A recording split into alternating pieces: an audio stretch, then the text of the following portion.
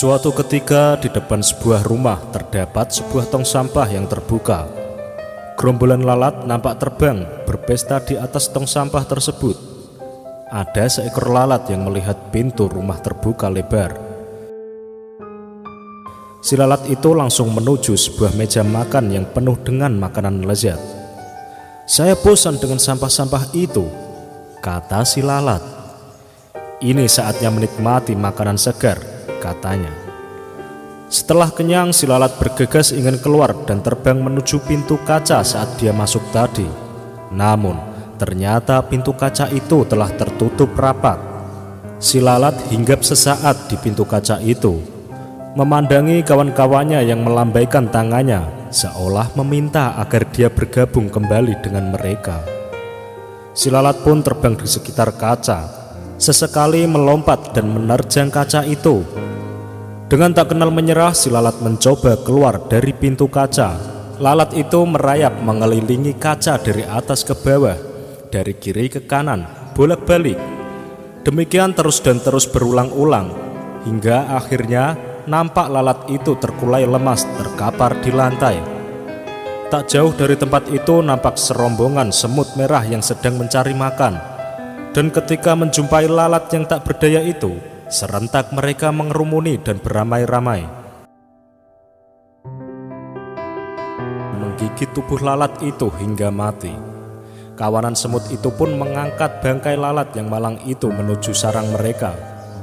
Dalam perjalanan, seekor semut kecil bertanya kepada rekannya yang lebih tua, "Ada apa dengan lalat ini, Pak? Mengapa dia sekarat?" Semut yang lebih tua menjawab, "Oh, itu sering terjadi. Ada saja lalat yang mati sia-sia seperti ini. Sebenarnya mereka ini telah berusaha. Dia sungguh-sungguh telah berjuang keras berusaha keluar dari pintu kaca.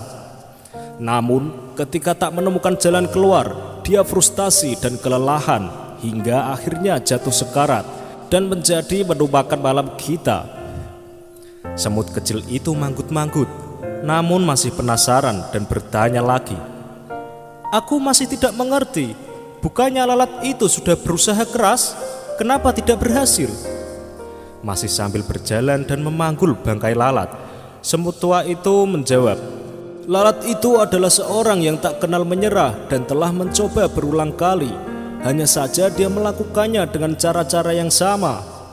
Semut tua itu memerintahkan rekan-rekannya untuk berhenti sejenak, seraya melanjutkan perkataannya. Namun kali ini dengan mimik dan nada yang lebih serius.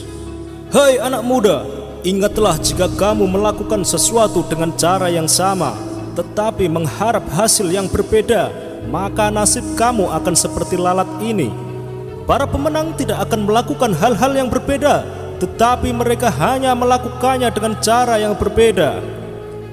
Lihatlah anak muda, di atas pintu kaca itu terdapat lubang ventilasi udara.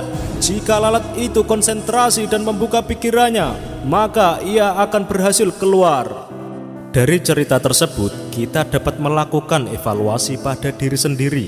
Apa yang menyebabkan kegagalan atau faktor hidup Anda berjalan di tempat atau tanpa kemajuan? Kenalilah sumber-sumbernya.